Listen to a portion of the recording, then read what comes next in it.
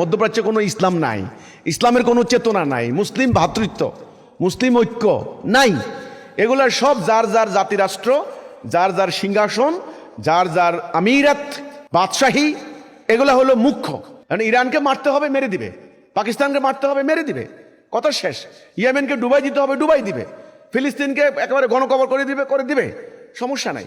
Israel America যা চায় তাই হবে। বাস্তবতায় আসেন ভাই, আজকে পুরো উম্মাহ আল্লাহর বিধান বাদ দিয়া, তাওহীদ বাদ দিয়া ওদের গোলামি যখন শুরু করেছে, আল্লাহর গজব পড়েছে। এখন এই জাতিরাষ্ট্র এদের কাছে মুখ্য। এই জর্ডানি, আমি ইরাকি, আমি মিশরীয়, আমি সৌদি, আমি লিবীয়, আমি পাকিস্তানি, যার যার বর্ডার সীমানা আলাদা, যার যার সংবিধান রাষ্ট্র আলাদা, যার যার জাতিরাষ্ট্র স্বার্থ নিয়া কেউ আমেরিকার লগে চুক্তি করে, কেউ ইসরায়েলের লগে চুক্তি করে, কেউ রাশিয়ার সঙ্গে চুক্তি করে।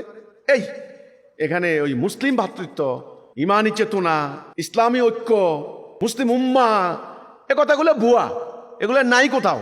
মেন কথা হচ্ছে এইটা, ওটা আনতে হলে আল্লাহর সবরেন্টির উপর সবাইকে আগে তওবা করে ঐক্যবদ্ধ হইতে হবে, একজনকে নেতা মানতে হবে, তারপরে সম্ভব হবে। নাইলে এইসব কথা বলে কোনো লাভ নাই। ওই জর্ডান ওই ইরানকেই মারবে, ইসরায়েলকে মারবে না, মারতে পারবে না। কারণ জর্ডানের গলা এভাবে ধরা আছে, এটা কিন্তু মনে রাখেন।